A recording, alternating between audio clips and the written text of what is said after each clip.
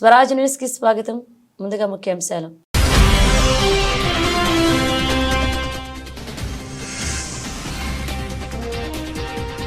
మాయోట్లో Chido తుఫాన్ బీభత్సం, వేలాది మంది మృతి.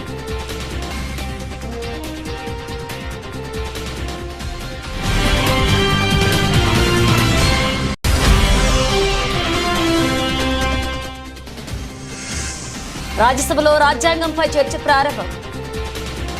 రేపు సాయంత్రం ప్రసంగించనున్న ప్రధాని నరేంద్ర మోదీ.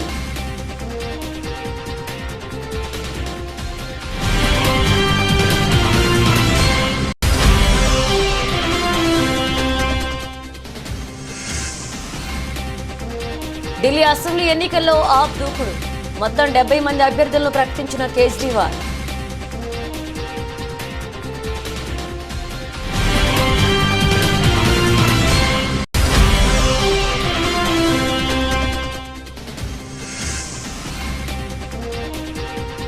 తిరిగి ప్రారంభమైన తెలంగాణ అసెంబ్లీ సమావేశాలు, వాడి వేడిన కొనసాగుతున్న చర్చ.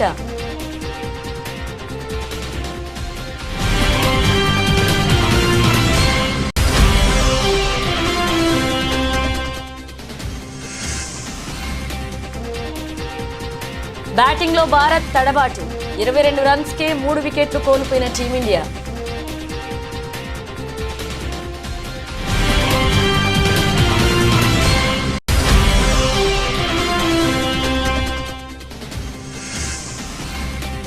మళ్లీ బలపడిన మెగా బంధం, ఆ గొడవలకు చెక్ పెట్టినట్లే అంటూ మురిసిపోతున్న mega Allu fans.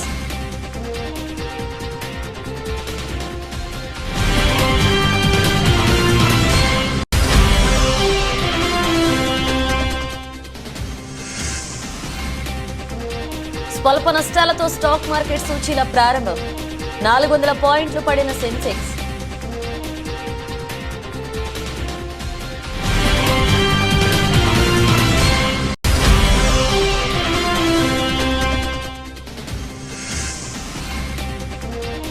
Gold lovers కి గుడ్ న్యూస్, తగ్గిన బంగారం ధర.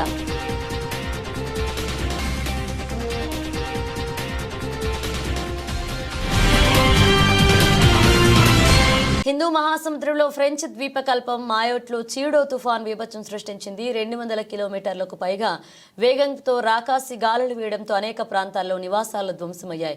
గత 90 సంవత్సరాల్లో మాయోట్ ఇలాంటి తుఫాన్ను చూడలేదు అని స్థానికులు చెప్పారు. ఆగ్నేయ హిందూ మహాసముద్రంలో ఏర్పడిన ఈ తుఫాన్ కారణంగా మాయోట్ భారీగా నష్టాన్ని చవిచూసింది. దీనికి తోడు మాయోట్కు పక్కనే ఉన్న కొమోరోస్, మడగాస్కర్ ద్వీపాలపైన చిడో తుఫాన్ ప్రభావం చూపింది. చిడో తుఫాన్ కారణంగా మాయోట్తో 10ల సంఖ్యలో మరణించగా వందలాది మంది తీవ్ర గాయాలతో ఆసుపత్రిలో చికిత్స పొందుతున్నారు. అయితే వీరిలో చాలా మంది పరిస్థితి విషమంగా ఉన్నట్లుగా అధికారులు చెప్పారు. మాయోట్, కొమోరోస్, మడగాస్కర్ ద్వీపాలపై తుఫాను ప్రభావం ఉండడంతో ఈ ప్రాంతాల్లో మృతుల సంఖ్య 1000 వరకు చేరే అవకాశం ఉందని అధికారులు తెలిపారు.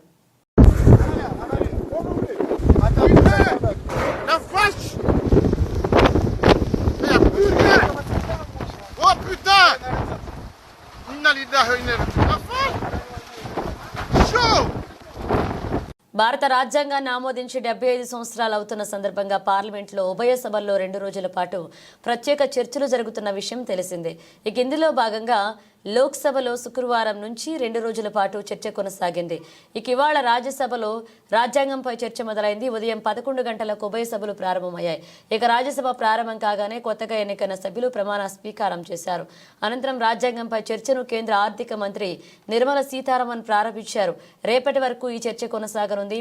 ఇక 17వ తేదీన అంటే మంగళవారం రేపు సాయంత్రం ప్రధాని నరేంద్ర మోదీ దీనిపై ప్రసంగిస్తారు. Thank you, Honorable Chairman, sir. Honorable Minister, Honorable members, time will not be a constraint. In the Lok Sabha, the debate was fructifying in terms of time as well. I will accommodate as many as speakers who may be keen to contribute, and towards that we will be increasing the time. I will report that at 2 p.m. today. Thank you. Nirmala Sitharaman. Thank you very much, sir.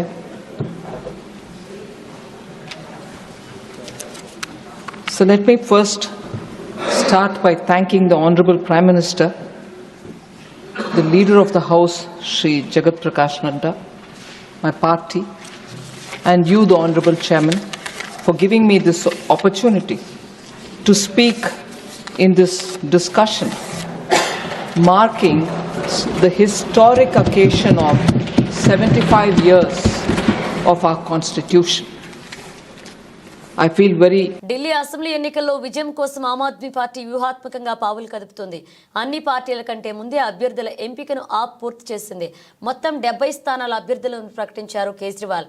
తుది జాబితాలో 38 మంది అభ్యర్థుల పేర్లను ప్రకటించారు. అరవింద్ కేజ్రీవాల్ ప్రస్తుతం ప్రాతినిధ్యం వహిస్తున్న New Delhi seat నుంచి బరిలోకి దిగారు. కల్కాజీ నుంచి సీఎం అతీషి పోటీ చేస్తున్నారు.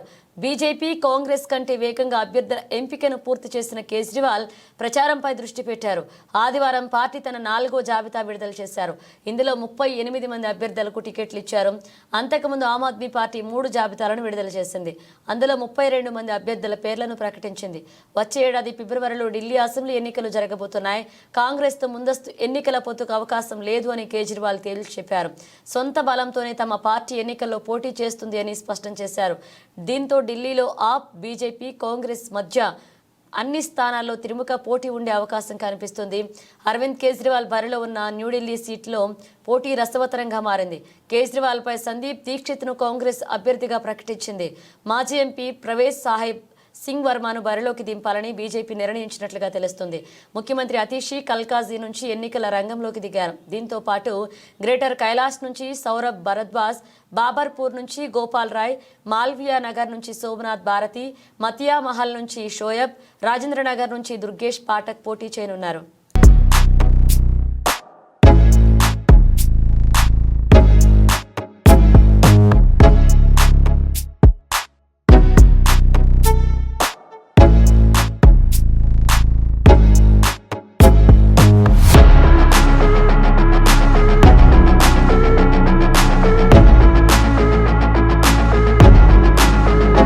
తెలంగాణ అసెంబ్లీ సమావేశాలు ప్రారంభమయ్యాయి. ఉదయం 10 గంటలకు శాసన మండలి, శాసనసభ ప్రారంభమైంది. ఈ సమావేశంలో కీలక బిల్లులు ప్రభుత్వం ప్రవేశపెట్టనుంది. ఈ మధ్యాహ్నం 2 గంటలకు కేబినెట్ భేటీ ఉండనుంది. స్పోర్ట్స్, తెలంగాణ వర్సిటీ సవరణ బిల్లులతో పాటు టూరిజం పాలసీపై చర్చ ఉండే అవకాశం ఉంది. ఈ సమావేశంలో ఆర్ఓఆర్, పంచాయతీరాజ్ చట్ట సవరణ బిల్లులపై చర్చ నిర్వహించనున్నారు. ఇద్దరికి మించి పిల్లలు ఉన్నవారు కూడా పంచాయతీ ఎన్నికల్లో పోటీ చేసేందుకు అనుమతించేలాగా పంచాయతీరాజ్ చట్టంలో సవరణలు తీసుకోవాలని ప్రతిపాదించినట్లుగా తెలుస్తోంది. మరోవైపు రైతు భరోసా విధి విధానాలపై ఈ మధ్య సిఫారసులు చేసింది కేబినెట్ సబ్ కమిటీ. వాటిపై చర్చించి విధి విధానాలు ఖరారు చేయబోతుంది మంత్రివర్గం. కాగా ఈ నెల ఒకరోజు అసెంబ్లీ సమావేశమైంది. ఇక అనంతరం సభ వాయిదా పడింది. తిరిగి ఇవాల్టి నుంచి సభ ప్రారంభం కానుంది. అసెంబ్లీ సమావేశాలు ఎన్ని రోజులు నిర్వహించాలనే దానిపై ఇవాల్టి బీఏసీ సమావేశంలో నిర్ణయిస్తారు. ఇక 5 రోజుల పాటు సభ నిర్వహించాలని ప్రభుత్వం నిర్ణయించినట్లుగా తెలుస్తోంది. మంత్రి గారు 691 కోట్ల రూపాయల బిల్లులు పెండింగ్ లో ఉన్నాయని చెప్పారు. రాష్ట్రంలో మీరు చూస్తే అధ్యక్ష, బడా కాంట్రాక్టర్లకు మాత్రం బిల్లులు వస్తున్నాయి. చిన్న చిన్న కాంట్రాక్టర్లకు ఇప్పుడు ఒక సంవత్సర కాలం నుంచి 691 కోట్ల రూపాయలు ఇవ్వకుండా సర్పంచులను, ఎంపీటీసీలను ఈ కాంగ్రెస్ ప్రభుత్వం గోసపుచ్చుకుంటా ఉంది అధ్యక్ష. చివరికి ఆ సర్పంచులు, ఎంపీటీసీలు గవర్నర్ గారిని కలిసి మొరబెట్టుకున్నారు, మంత్రుల్ని కలిసి మొరబెట్టుకున్నారు. చలో అసెంబ్లీ కార్యక్రమానికి వస్తే వాళ్ళను అరెస్ట్ చేసి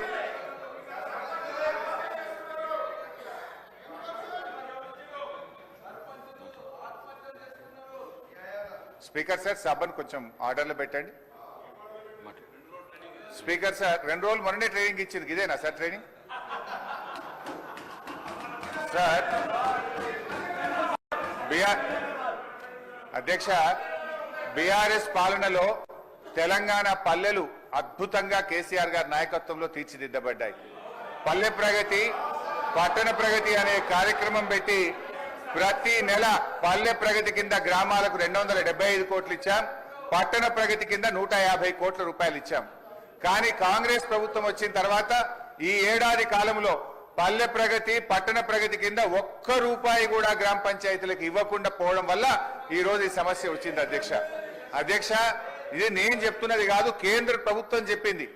దేశంలో ఉత్తమ గ్రామ పంచాయతీల అవార్డులు ప్రకటిస్తే టాప్ 20 అవార్డ్స్ లో 19 అవార్డులు తెలంగాణ రాష్ట్రానికి వచ్చాయి. 20లో 19 తెలంగాణకు తెచ్చిన ఘనత కేసీఆర్ గారిది, బీఆర్ఎస్ ప్రభుత్వాన్ని. సో ఆ రకంగా పల్లెలు చేశాం. ప్రతి గ్రామ పంచాయతీకి ట్రాక్టరు, ట్యాంకరు, ట్రాలీ, నర్సరీ, వైకుంఠధామము, డంప్ యార్డు పెట్టి తెలంగాణ పల్లెలు దేశానికి ఆదర్శంగా నిలిపిన ఘనత కేసీఆర్ ది, బీఆర్ఎస్ పార్టీ. అధ్యక్ష, మేము గౌరవనీయులు మంత్రి గారిని కోరేది ఒక్కటే, ఇవాళ ఈ ప్రభుత్వం వచ్చిన తర్వాత ఎస్ఎఫ్సి నారాయణపేట జిల్లా మక్తల పట్టణంలో వెలిసిన శ్రీ శ్రీ పడమటి ఆంజనేయ స్వామి బ్రహ్మోత్సవాల్లో భాగంగా పడమటి ఆంజనేయ స్వామిని దర్శించుకుని స్వామివారికి పట్టు వస్త్రాలు సమర్పించారు. ప్రత్యేక పూజలు చేశారు. రాష్ట్ర దేవాదాయ శాఖ మంత్రి కొండా సురేఖ, మక్తల ఎమ్మెల్యే వాకిటి శ్రీహరి పాల్గొన్నారు. బ్రహ్మోత్సవాల్లో భాగంగా నేడు మక్తల పట్టణంలోని పడమటి ఆంజనేయ స్వామి దేవాలయానికి విచ్చేసిన మంత్రికి పూర్ణకుంభంతో స్వాగతం పలికారు ఆలయ పాలక మండలి మరియు ఆలయ అర్చకులు. మక్తల పడమటి ఆంజనేయ స్వామి బ్రహ్మోత్సవాలు ప్రతి ఏటా డిసెంబర్ మాసంలో నిర్వహిస్తారు. పౌర్ణమి రోజున స్వామివారి రథోత్సవ వేడుకలు నిర్వహించనున్నారు. ఈ నెల 13 నుండి 19వ తేదీ వరకు శ్రీ పడమటి ఆంజనేయ స్వామి వారి బ్రహ్మోత్సవాలు అత్యంత వైభవంగా నిర్వహిస్తున్నారు. నేడు పడమటి ఆంజనేయ స్వామి రథోత్సవం సందర్భంగా స్వామివారి దర్శనం కోసం తెల్లవారుజాము నుండి భక్తులు బారులు తీరి స్వామివారిని దర్శించుకుంటున్నారు.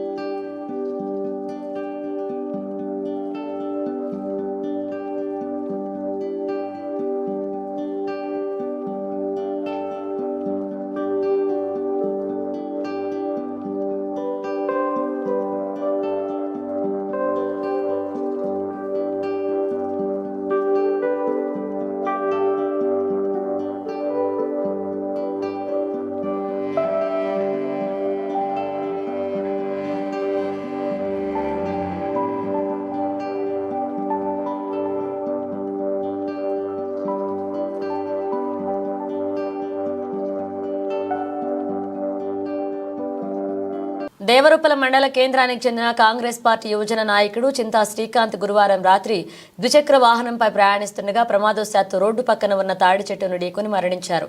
ఈ సందర్భంగా పాలకుర్తి నియోజకవర్గ కాంగ్రెస్ పార్టీ ఇన్ఛార్జ్ హనుమాండ్ల ఝాన్సీరెడ్డి ఆదివారం సాయంత్రం శ్రీకాంత్ ఇంటికి వెళ్లి వారి చిత్రపటానికి పూలు చల్లి వారి కుటుంబ సభ్యులను పరామర్శించి అధైర్యపడొద్దని, అన్ని విధాలా కాంగ్రెస్ పార్టీ అండగా ఉంటుంది అని తెలిపి శ్రీకాంత్ కుటుంబ సభ్యులకు ఆర్థిక సాయం అందజేశారు.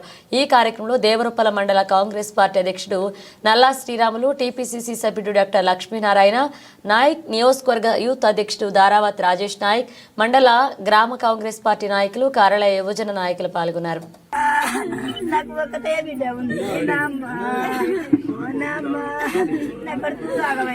సంగారెడ్డి జిల్లా జనహృదయ నేత, మన సంగారెడ్డి నియోజకవర్గ అసెంబ్లీ కంటెస్టెడ్ అభ్యర్థి మరియు సంగారెడ్డి జిల్లా ముదిరాజ్ సంఘ అధ్యక్షులు పులిమామిడి రాజు తన జన్మదినాన్ని పురస్కరించుకుని తమిళనాడు రాష్ట్రానికి సంబంధించిన కుంభకోణంలోని ఆలయాలతో తన సతీమణి పులిమామిడి మమత, కుమార్తె మాధవి, కుమారుడు మనోజ్లతో కలిసి కుటుంబ సమేతంగా ప్రత్యేక పూజా కార్యక్రమాన్ని నిర్వహించారు. ఈ సందర్భంగా పులిమామిడి రాజు మాట్లాడుతూ సంగారెడ్డి నియోజకవర్గ ప్రజలందరూ ఎల్లవేళలా సుఖ సంతోషాలతో ఆయురారోగ్యాలతో అష్టైశ్వర్యాలతో ఉండాలని పులిమామిడి రాజు ఆ భగవంతుని ప్రార్థించారు. ఎల్లవేళలా ప్రజలకు అందుబాటులో ఉంటారని, మానవ సేవే మాధవ సేవ అన్నారు. ఇట్టి కార్యక్రమంలో భట్టాచార్య, సుందరయ్య, పంతులు, పటోళ్ల వీరారెడ్డి, గురుప్రసాద్, సోమశంకర్ మరియు పిఎంఆర్ యువసేన సభ్యులు పాల్గొన్నారు.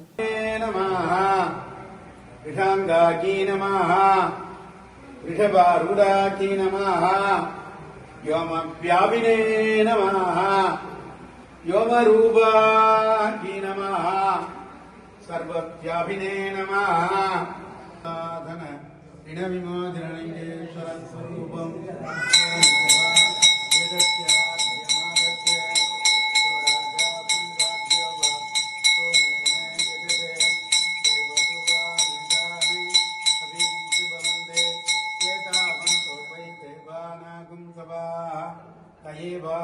నూతనంగా ఏర్పడిన మాసాయిపేట మండలాన్ని అన్ని రంగాల అభివృద్ధి చేసేందుకు కృషి చేస్తా అని నర్సాపూర్ నియోజకవర్గ ఇన్ఛార్జ్ అవుల రాజిరెడ్డి అన్నారు.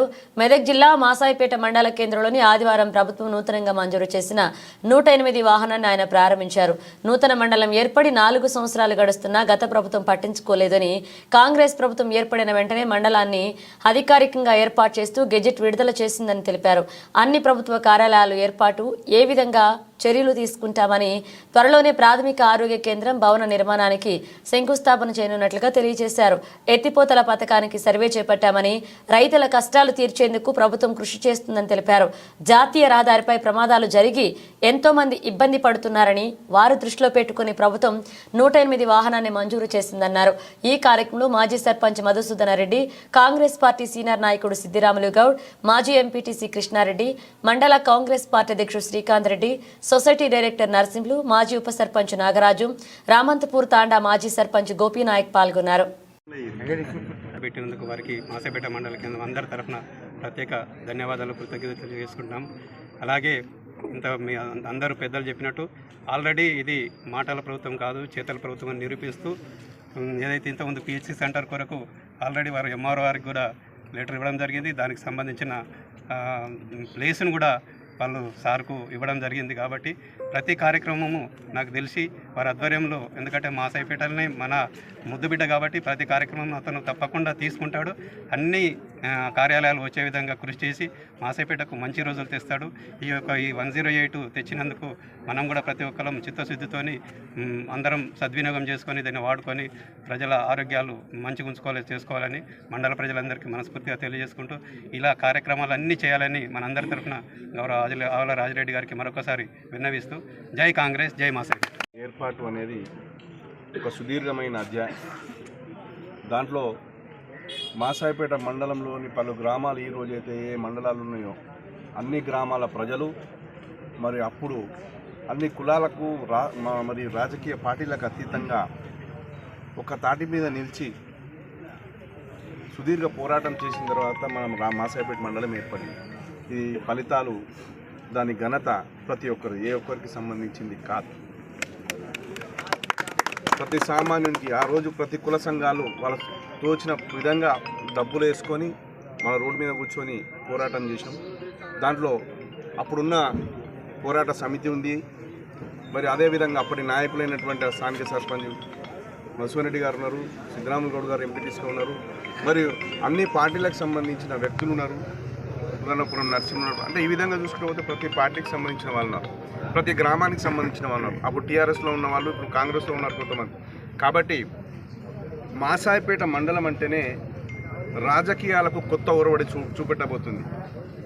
పార్టీలకు అతీతంగా అభివృద్ధిలో కానీ మరియు సంక్షేమంలో కానీ కేవలం ఎన్నికల వరకు, ఎన్నికల తేదీ నాడు సాయంత్రం 5 గంటల వరకే రాజకీయాలు.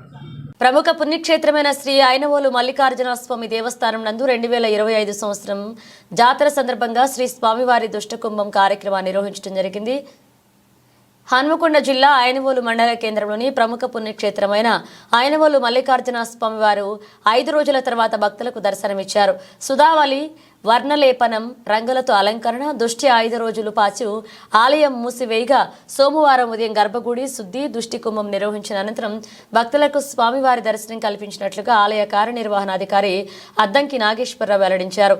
ఐనవోలులో అంగరంగ వైభవంగా జరిగే బ్రహ్మోత్సవాలు నేటి నుండి ఉగాది వరకు 3 నెలలు జరగనున్నట్లుగా ఆలయ ప్రధాన అర్చకులు రవీంద్ర శర్మ తెలిపారు. ఈ కార్యక్రమానికి భక్తులు భారీ ఎత్తున తరలివచ్చి స్వామివారిని దర్శించుకున్నారు.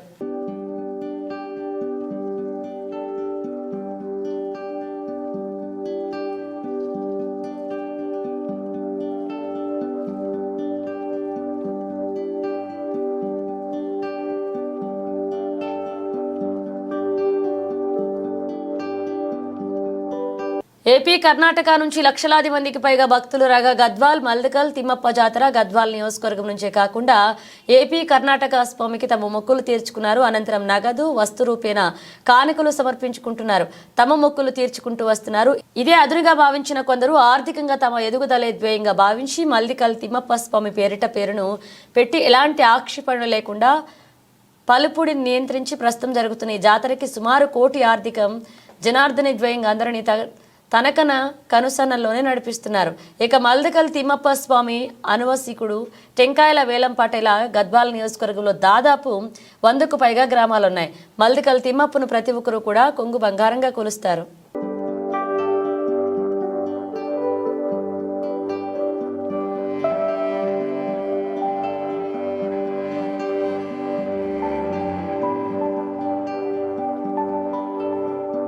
మూడో టెస్ట్ తొలి ఇన్నింగ్స్లో భారత్ పీకల్లోతు కష్టాల్లో కూరుకుపోయింది.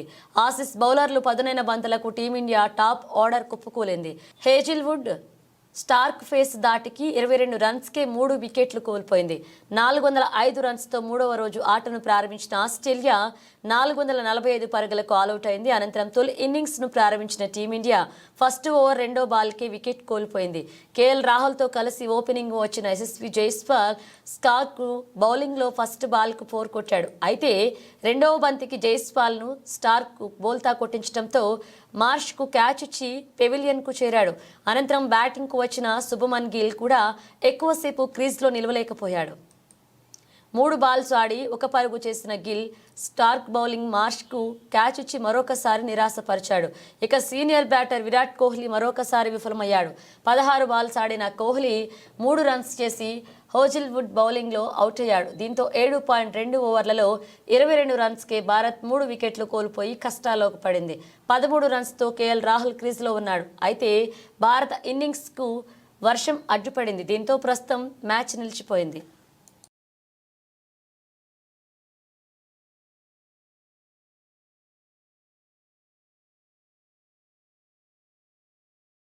మెగాబంధం మళ్లీ బలపడింది. ఇన్నాళ్లు ఊరేగిన ఊహాగానాలు బిత్తరపోతున్నాయి. సోషల్ మీడియాలో పేటరేగిపోయిన ప్రచారాలు తలదించుకుంటున్నాయి.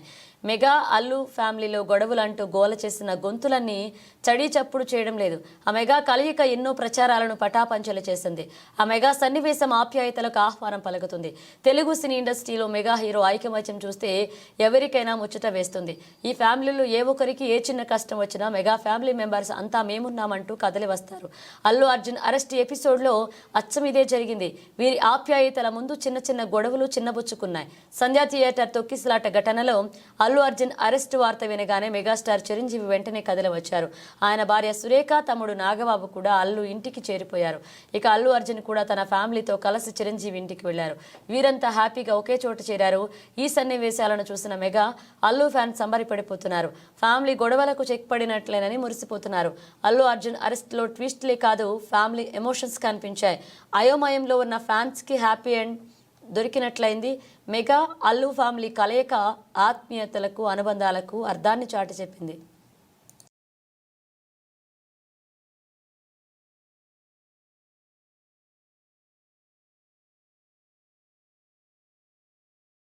దేశీయ స్టాక్ మార్కెట్ సూచీలు సోమవారం స్వల్ప నష్టాల్లో ట్రేడింగ్ను ప్రారంభించాయి. ఇక అంతర్జాతీయ మార్కెట్ల బలహీన సంకేతాలు దేశీయంగా ప్రభావం చూపే కీలక వార్తలు లేనందువల్ల మార్కెట్లు స్తంభంగా కొనసాగుతున్నాయి. ఉదయం 9:30 గంటల సమయానికి సెన్సెక్స్ 200 పాయింట్లు తగ్గి 81,928 వద్ద, నిఫ్టీ 51.5 పాయింట్లు తగ్గి 24,716 వద్ద ట్రేడ్ అవుతున్నాయి. లారెన్స్ Toubro, Reliance Industries, Cipla, Trent అలాగే శ్రీరామ్ ఫైనాన్స్ వంటి కంపెనీలు లాభాల్లో ట్రేడింగ్ను ప్రారంభమయ్యాయి. ఇక Apollo hospitals, JSW steel, Bharti Airtel, Titan company, Hero MotoCorp వంటి కంపెనీల నష్టాల్లో ఉన్నాయి. డాలర్తో రూపాయి మారకం విలువ ప్రస్తుతం 84.83 వద్ద స్థిరంగా ఉంది. ఈ బుధవారం అమెరికా ఫెడరల్ రిజర్వ్ విధాన సమావేశ ఫలితాలు వెలువడుతున్నాయి. దీనిపై మార్కెట్ల దృష్టి నిలిచింది. ఈ నిర్ణయాలు మార్కెట్ దిశను నిర్ణయించే అవకాశం ఉందని నిపుణులు అభిప్రాయపడుతున్నారు.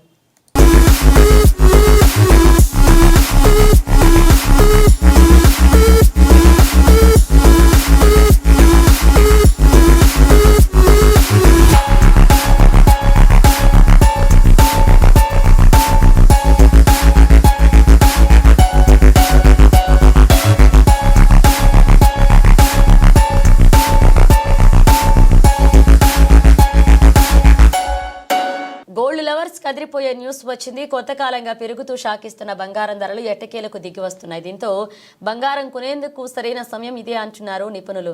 గత 2 రోజులుగా బంగారం ధరలు భారీగా తగ్గాయి. ఇవాళ సోమవారం 10 మేరకు బంగారం ధర తగ్గింది. దేశంలో వివిధ నగరాల్లో బంగారం ధరలు ఎలా ఉన్నాయో ఓసారి చూద్దాం. ఢిల్లీలో 22 క్యారెట్లు 10 గ్రాముల బంగారం ధర 71,540గా ఉండగా 24 క్యారెట్ల 10 గ్రాముల బంగారం ధర 78,030గా నమోదైంది.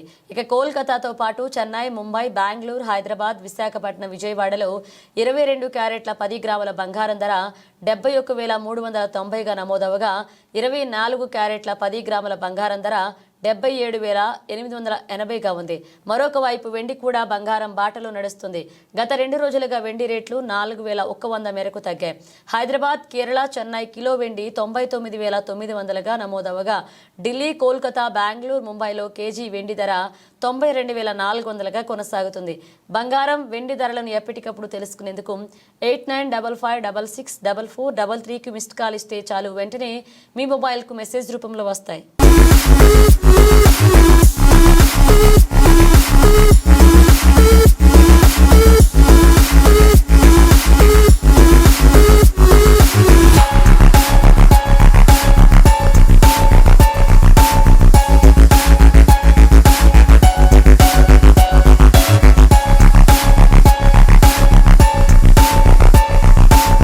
బులెటిన్ ముగించే ముందు హెడ్లైన్స్ మరోసారి.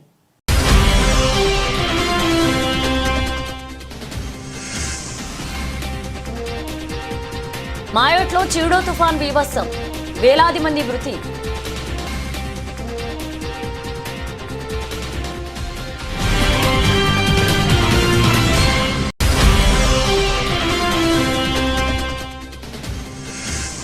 రాజ్యసభలో రాజ్యాంగంపై చర్చ ప్రారంభం. రేపు సాయంత్రం ప్రసంగించనున్న ప్రధాని నరేంద్ర మోదీ.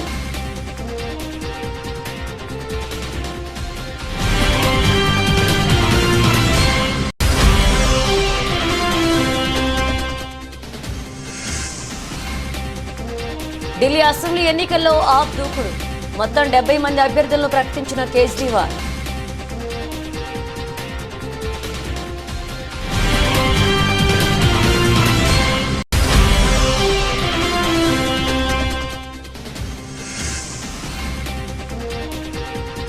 తిరిగి ప్రారంభమైన తెలంగాణ అసెంబ్లీ సమావేశాలు, వాడి వేడిన కొనసాగుతున్న చర్చ.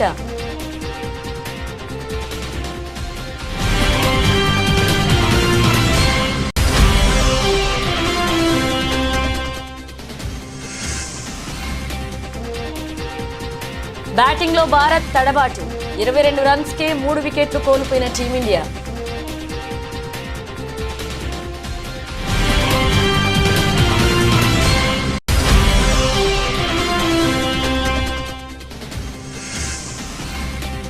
మళ్లీ బలపడిన మెగా బంధం, ఆ గొడవలకు చెక్ పెట్టినట్లే అంటూ మురిసిపోతున్న mega, Allu fans.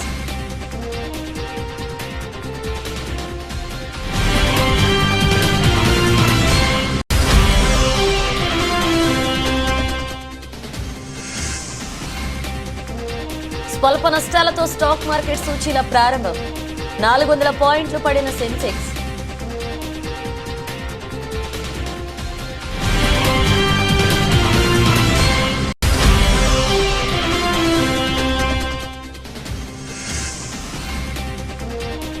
Gold lovers కి గుడ్ న్యూస్, తగ్గిన బంగారం ధర.